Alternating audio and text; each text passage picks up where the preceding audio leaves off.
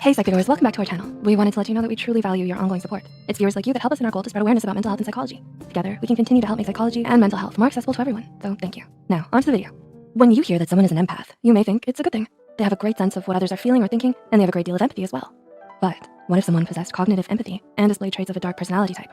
Would they use your feelings against you, know exactly how to behave to appear kind and normal, while hiding their true intentions? Well, a dark empath may do just that. A study by Haim and Associates found that out of a group of 991 participants, 19.3% were dark empaths. Those with dark personality types are thought to be so based on their rank of dark triad personality traits and lack of empathy. The dark triad is a term used to group 3 malevolent personality traits in psychology. The dark triad comprises the traits of Machiavellianism, narcissism, and psychopathy. Dark triad personality types rank high in the 3 dark traits, while low in empathy. While empaths are ranked low in dark traits and of course high in empathy. But a dark empath ranks high in both dark triad traits and empathy. But just because you display empathy doesn't mean you share another's feelings emotionally. That is effective empathy.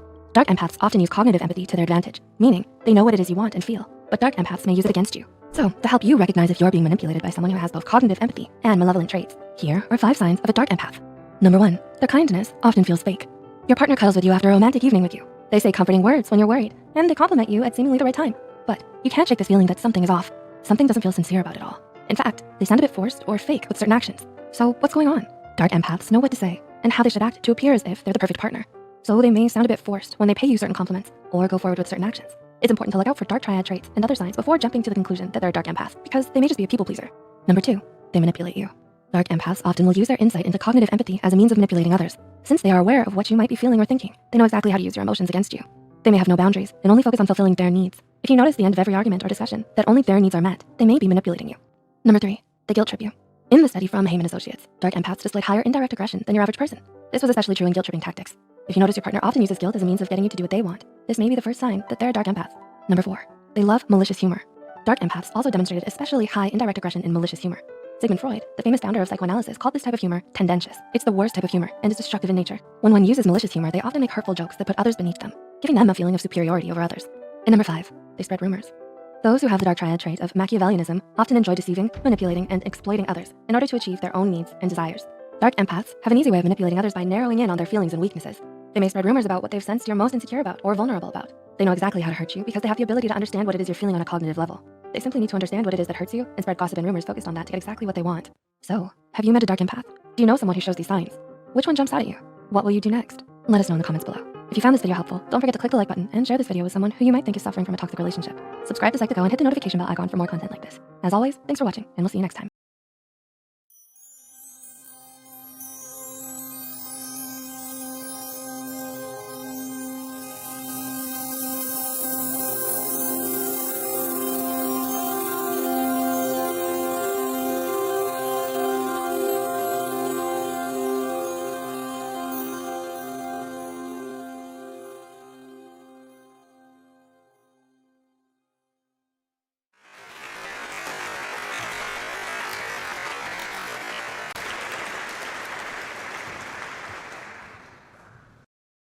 These 2 Nazi scientists worked at the Dachau concentration camp during World War II.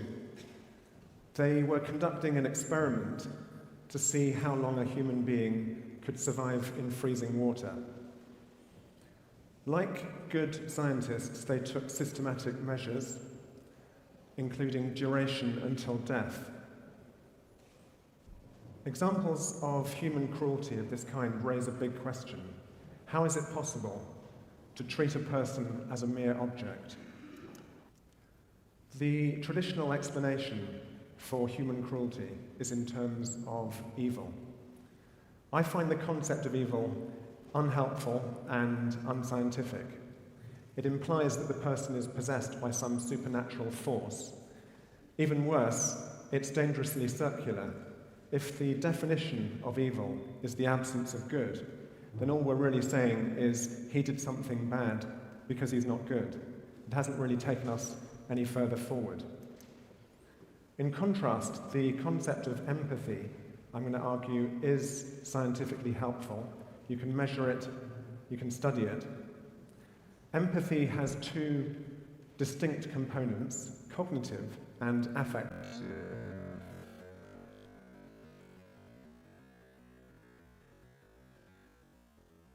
Cognitive empathy.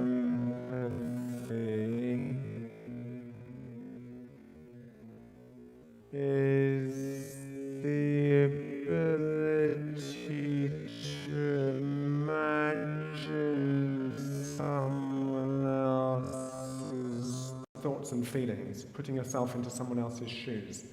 It's the recognition part.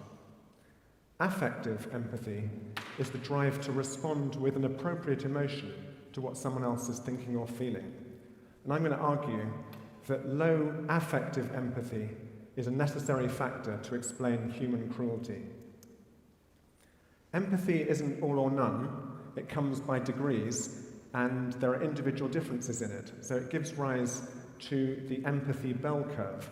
Most of us are in the middle of this spectrum with average amounts of empathy. There are some people who have above average levels of empathy. But what are the factors that can lead an individual to have low empathy, either temporarily or permanently? What are those social factors? What are those biological factors? One social factor is obedience to authority. The experiment by Stanley Milgram at Yale University showed that people are willing to administer electric shocks to someone to help them learn if they're instructed to do so by an authority figure. This suggests that simply following orders may be one factor that can erode our empathy. A second social factor is ideology. When the terrorists flew the planes into the World Trade Center on 9/11, we have to assume that they were in the grip of a strongly held belief that they were doing the right thing. Of course, we don't know whether the terrorists who signed up for that action had low empathy to begin with, but it's possible that their ideological beliefs were another factor that could erode their empathy for their victims. And a third social factor is in-group, out-group relations. In Rwanda, we saw that one ethnic group used propaganda to stereotype the out-group, describing them as subhuman and as cockroaches. When we dehumanize a group as the enemy, we have the potential to lose our empathy, and we saw the catastrophic genocide that ensued. But none of these social factors can explain individuals like Ted Bundy. He started his adult career as a psychology student at the University of Washington, where he volunteered on a telephone helpline and persuaded women to meet him. And over the successive years, he committed rape and murder of at least 30 women.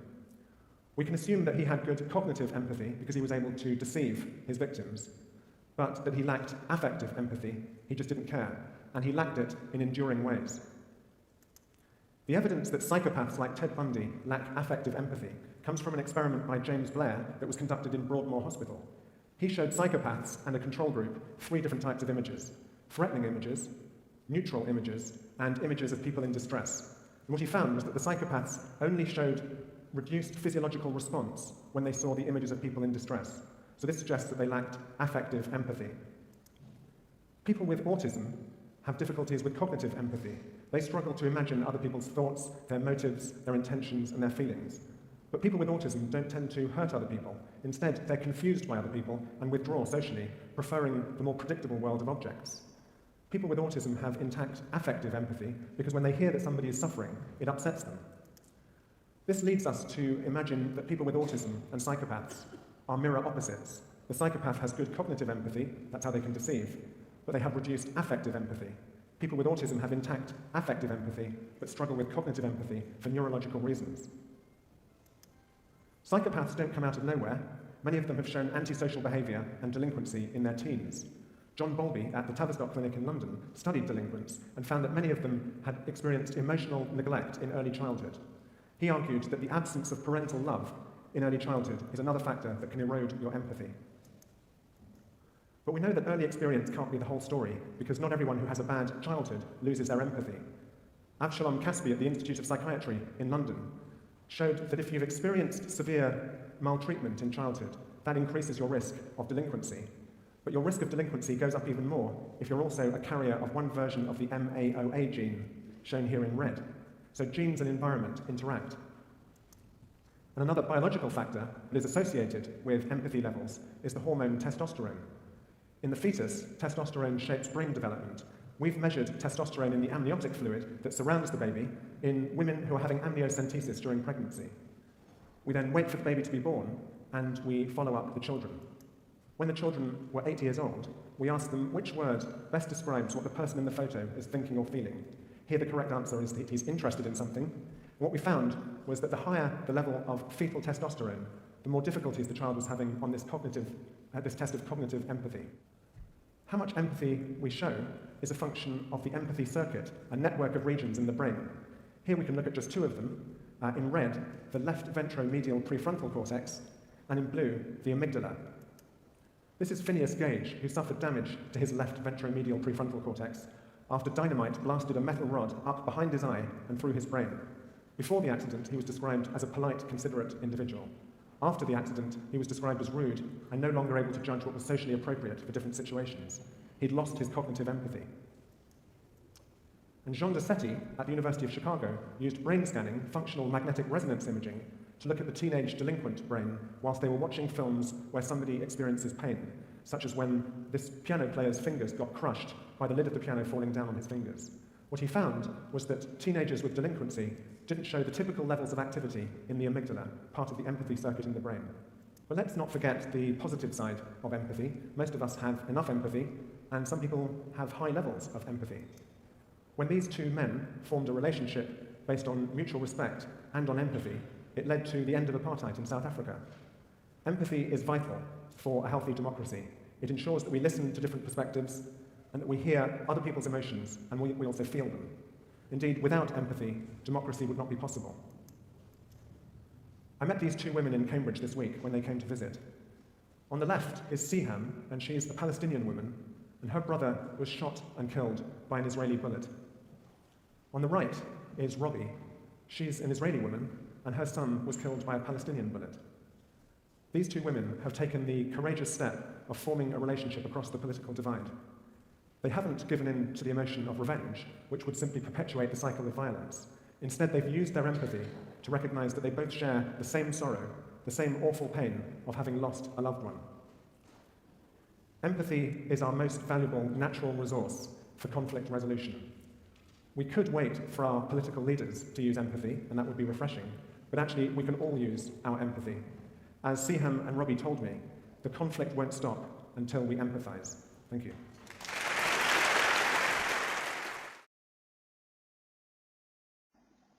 My name is Sam Vaknin. I'm the author of Malignant Self-Love, Narcissism Revisited. Today, I would like to discuss a model of empathy. In my work, I suggest that empathy is tripartite. There's three parts, roughly corresponding to Freud's postulated ego and superego. In this model, normal empathy is comprised of three components: instinctual, emotional, and cognitive. Children develop empathy in three phases, which correspond to these three components. Children construct the emotional and cognitive tiers upon an instinctual firmament. In adults, cognitive empathy always goes hand in hand with the instinctual element and with the emotional correlate or component. But what is this empathy that I'm talking about? What is empathy? Normal people use a variety of abstract concepts and psychological constructs to relate to other people. Emotions are such modes of interrelatedness. Narcissists and psychopaths are different. Their equipment is lacking. They understand only one language, self-interest. Their inner dialogue and private language revolve around the constant measurement of utility. They regard others as mere objects, instruments of gratification, and representations of functions. This deficiency in the narcissist and psychopath renders them rigid and socially dysfunctional. They don't bond. They become dependent on narcissistic supply, on drugs, on adrenaline rushes, on money, on power. They seek pleasure by manipulating their dearest and nearest, or even by destroying them, the way a child interacts with his toys. And like autists, people for instance with Asperger's syndrome, narcissists and psychopaths fail to properly interpret or even grasp social cues. Their interlocutor's body language, the subtleties of speech, social etiquette, they're all lost on them. Narcissists and psychopaths lack empathy. Empathy requires both a suspension of disbelief by assuming someone else's identity, same way actors do, and the surrender of control by allowing other people to dictate how one feels.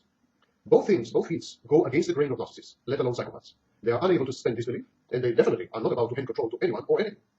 It is safe to say that the same applies to such patients who are co-diagnosed, comorbid, with other personality disorders, notably schizoid, paranoid, borderline, avoidant, and schizotypal. Empathy lubricates the wheels of interpersonal relationships. Encyclopedia Britannica defines empathy as the ability to imagine oneself in another's place and understand the other's feelings, desires, ideas, and actions. It is a term coined in the early 20th century, equivalent to the German Einfühlung, and modeled on sympathy. The term is used with special, but not exclusive reference to aesthetic experience. The most obvious example, perhaps, is that of the actor or singer who genuinely feels the part he is performing. With other works of art, the spectator may, by a kind of introjection, feel himself involved in what he observes or contemplates. The use of empathy is an important part of the counseling technique developed by the American psychologist Carl Rogers. End of quote. And this is how empathy is defined in Psychology and Introduction by Charles G. Morris. He says, empathy is closely related to the ability to read other people's emotions, the arousal of an emotion in an observer that is a vicarious response to other people's situation. Empathy depends not only on one's ability to identify someone else's emotions, but also on one's capacity to put oneself in the other person's place and to experience an appropriate emotional response. Just as sensitivity to non-verbal cues increases with age, so does empathy. The cognitive and perceptual abilities required for empathy develop only as a child matures. In empathy training, for example, each member of the couple is taught to share inner feelings and to listen to and understand the partner's feelings before responding to them. The empathy technique focuses the couple's attention on feelings and requires that they spend more time listening and less time in rebuttal. Empathy is also a cornerstone of morality. again the Encyclopedia Britannica. Empathy and other forms of social awareness are important in the development of a moral sense. Morality embraces a person's beliefs about the appropriateness or goodness of what he does, thinks, or feels. Childhood is the time at which moral standards begin to develop in a process that often extends well into adulthood. The American psychologist Lawrence Kohlberg hypothesized that people's development of moral standards passes through stages that can be grouped into 3 moral levels. At the third level, that of post-conventional moral reasoning, the adult bases his moral standards on principles that he himself has evaluated and that he accepts as inherently valid, regardless of society's opinion. He is aware of the arbitrary, subjective nature of social standards and rules, which he regards as relative rather than absolute in authority. Thus, says the Britannica, the basis for justifying moral standards pass from avoidance of punishment to avoidance of adult disapproval and rejection to avoidance of internal guilt and self-recrimination. The person's moral reasoning also moves towards increasingly greater social scope. In other words, including more people and institutions, and greater abstraction. In other words, from reasoning about physical events such as pain or pleasure to reasoning about values, rights, and implicit contracts. The Britannica proceeds. Others have argued that because even rather young children are capable of showing empathy with the pain of others, the inhibition of aggressive behavior arises from this moral effect, rather than from mere anticipation of punishment. Some scientists have found that children differ in their individual capacity for empathy, and therefore some children are more sensitive to moral prohibitions than others. Young children's growing awareness of their own emotional states, characteristics, and abilities leads to empathy. In other words, to the ability to appreciate the feelings and perspectives of others. Empathy and other forms of social awareness are in turn important in the development of a moral sense. Another important aspect of children's emotional development is the formation of their self-concept or identity, their sense of who they are and what their relation to other people is. According to Lipp's concept of empathy, a person appreciates another person's reaction by a projection of the self onto the other. In his aesthetic book, Lipp made all appreciation of art dependent upon a similar self-projection into the object. And so these are the views about empathy. But is empathy a social conditioning, a result of social conditioning, or is it inbred? Is it an instinct, a reflexive? Well, this question may well be the key to all our deliberations. Empathy has little to do with the person with whom we empathize, empathy. It may simply be the result of conditioning and socialization. In other words, when we hurt someone, we don't actually experience his or her pain. We experience our pain. Hurting somebody hurts us. The reaction of pain is provoked in us by our own actions. We have been taught a learned response to feel pain when we inflict pain. We attribute feelings, sensations, and experiences to the object of our actions. It is a psychological defense mechanism of projection. Unable to conceive of inflicting pain upon ourselves, we displace the source of the pain. It is the other's pain that we are feeling. We keep telling ourselves it is not our pain. We did not do it to ourselves. Additionally, we have been taught to feel responsible for our fellow beings, and this is what we call guilt. So we also experience pain whenever another person claims to be ambushed. We feel guilty owing to his or her condition. We feel somehow responsible or accountable, even if we have nothing to do with the whole affair. In sum, we use the example of pain when we see someone hurting because we experience pain for 2 reasons. We feel guilty or somehow responsible for his or her condition, and it is a learned response. We experience our own pain and project it onto the empathy, the person we empathize with. We communicate our reaction to the other person and agree that we both are sharing the same feeling of being hurt, of being in pain, for example. This unwritten and unspoken agreement is what we call empathy. Back to the Encyclopedia Britannica. Perhaps the most important aspect of children's emotional development is a growing awareness of their own emotional states, and the ability to discern and interpret the emotions of others. The last half of the second year is a time when children start becoming aware of their own emotional states, characteristics, abilities, and potential for action. This phenomenon is called self-awareness, coupled with strong narcissistic behaviors and traits, may I add. The Britannica says, this growing awareness and ability to recall one's own emotional states leads to empathy, or the ability to appreciate the feelings and perceptions of others. Young children's dawning awareness of their own potential for action inspires them to try to direct or otherwise affect the behaviors of others. With age, children acquire the ability to understand the perspective or point of view of other people, a development that is closely linked with the empathic sharing of other people's emotions. One major factor underlying these changes is the child's increasing cognitive sophistication. For example, in order to feel the emotion of guilt, a child must appreciate the fact that he could have inhibited a particular action of his that violated a moral standard. The awareness that one can impose a restraint on one's own behavior requires a certain level of cognitive maturation, and therefore the emotion of guilt cannot appear until that cognitive competence is attained. Still, empathy may be an instinctual reaction to external stimuli that is fully contained within the empathor, the person who empathizes, and then projected onto the empathy, the person he empathizes with. This is clearly demonstrated by inborn empathy. It is the ability to exhibit empathy and altruistic behavior in response to facial expressions. Even newborns react this way to their mother's facial expression of sadness or distress. And this serves to prove that empathy has very little to do with feelings, experiences, or sensations of the other, the empathy. Surely the infant has no idea what it is like to feel sad, and definitely not what it is like for his mother to feel sad. In this case, it is a complex reflexive reaction, a reflex. Later on, empathy is still rather reflexive, the result of conditioning. The Britannica quoted some fascinating research that supports the model that I propose. An extensive series of studies indicated that positive emotion, feelings, enhance empathy and altruism. It was shown by the American psychologist Ellis and Eisen that relatively small favors of piece of good luck, like finding money in a coin telephone or getting an unexpected gift, induced positive emotion in people, and that such emotion regularly increased the subject's inclination to sympathize or to provide help. Several studies have demonstrated that positive emotion facilitates creative problem solving. One of these studies showed that positive emotion enabled subjects to name more uses for common objects. Another showed that positive emotion enhanced creative problem solving by enabling subjects to see relations among objects, and therefore among people, I say. Such relations would otherwise go unnoticed. A number of studies have demonstrated the beneficial effects of positive emotion on thinking, on memory, and action in preschool and older children. If empathy increases with positive emotion, then it has little to do with the empathy, the person we empathize with, the recipient or object of empathy, and everything to do with the empathor, the person who does the empathizing. As Paul Bloom notes in his contrarian essay, The Baby in the Well, published in the New Yorker, empathy is a blunt, biased, and stereotypical tool, ill-suited for guiding the design of public policy, which ought to be partial to justice and constructive outcomes. We bestow our empathy on those who most resemble us, and on identifiable victims who garner the most media attention. Empathy for individual sufferers blinds us to the overall pictures, and provokes in us the base instincts of retribution and vengeance. It distorts decision-making. Thinking with one's heart rather than with one's mind is bound to yield catastrophic consequences. And this is precisely why we delegate the weighing of empathy and its implementation to faceless, bureaucratic institutions. They are less likely to be swayed by prejudice and preconception. They are more likely to optimize resources. In the long run, such institutions benefit the many, not the few. But back to the very beginning. I said that narcissists and psychopaths lack empathy, but that's not precisely true. Contrary to widely held views, narcissists and psychopaths may actually possess empathy. They may even be hyper-empathic, attuned to the minutest signals emitted by their victims. They may be endowed with what I call a penetrating X-ray vision. Psychopaths and narcissists tend to abuse their empathic skills by employing them exclusively for personal gain, for the extraction of narcissistic supply, or in the pursuit of antisocial and sadistic goals. They regard their ability to empathize as another weapon in their arsenal. There are two possible pathological reactions to childhood abuse and trauma: codependence and narcissism. Both involve fantasy as a defense mechanism. The codependent has a pretty realistic assessment of herself, but her view of others is fantastic. The narcissist's self-image and self-perception are delusional and grandiose, but his penetrating view of others is blood-curdlingly accurate. And so therefore I suggest to label the narcissistic psychopath's version of empathy cold empathy, akin to the cold emotions felt by psychopaths. The cognitive element of empathy is there, but not its emotional correlate. It is consequently a barren, detached, and cerebral kind of intrusive gaze, devoid of compassion and of a feeling of affinity with one's fellow humans. Cold empathy is not the same as merely cognitive empathy. It is intuitive. It is the residual instinctual component coupled with cognitive empathy, but divorced from and leapfrogging the emotional constituent. So cold empathy equals instinctual empathy plus cognitive empathy minus emotional empathy. Cold empathy is the ossified consequence of arrested empathy. It is a predator's empathy. It is all about resonance, not about putting yourself in other people's shoes. Narcissists and psychopaths also appear to be empathizing with their possessions, for instance, objects, pets, the sources of narcissistic supply, or material benefits. It may be their nearest and dearest, significant others, friends, or associates, but it may be passers-by. This is not real empathy. It is a mere projection of the narcissist or psychopath's own insecurities and fears, needs and wishes, fantasies and priorities. This kind of displayed, sometimes ostentatious empathy, usually vanishes the minute the subject ceases to play a role in the narcissist or psychopath's life and his psychodynamic processes. The minute the source of supply, for instance, ceases to provide the narcissist with narcissistic supply, all vestiges of empathy vanish. Cold empathy evokes the concept of uncanny valley, coined in 1970 by the Japanese roboticist Masahiro Mori. Mori suggested that people react positively to androids, human-like robots, for as long as these androids differ from real humans in meaningful and discernible ways. But the minute these contraptions, these gadgets, these devices come to resemble humans uncannily, though imperfectly, human observers tend to experience revulsion, and other negative emotions, including fear. And the same applies to psychopathic narcissists. They are near-perfect imitations of human beings, but lacking empathy and emotions, they are not exactly there. Psychopaths and narcissists strike their interlocutors as being some kind of alien life forms, or artificial intelligence, in short, akin to humanoid robots, to androids. When people come across narcissists or psychopaths, the uncanny valley reaction kicks in. People feel ill at ease, revolted, scared, repelled. They can't put their finger on what it is that bothers them, what it is that provokes these negative reactions. But after a few initial encounters, they tend to shy away and to keep their distance. But how important is empathy to proper psychological functioning? Why can't the narcissists and psychopaths be normal despite the fact that they don't have empathy? Well, empathy is more important socially than it is psychologically. The absence of empathy, for instance, as I said, in narcissistic or antisocial personality disorders, the absence of empathy predisposes people to exploit and abuse others. Empathy is the bedrock of our sense of morality. Arguably, aggressive behavior is as inhibited by empathy at least as much as it is by anticipated punishment.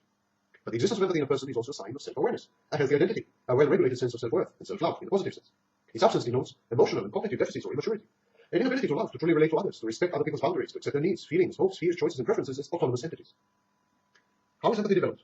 Empathy may be innate. Even toddlers seem to empathize with the pain or happiness of others, such as their caregivers. Empathy increases as the child forms a self-concept and identity. The more aware the infant is of his or her emotional states, the more he explores his limitations and capabilities, the more prone he is to projecting this newfound knowledge onto others. But attributing to people around him his new gained insights about himself, by doing so, the child develops a moral sense and inhibits his antisocial impulses. The development of empathy is therefore a part of the process of socialization and self-identity.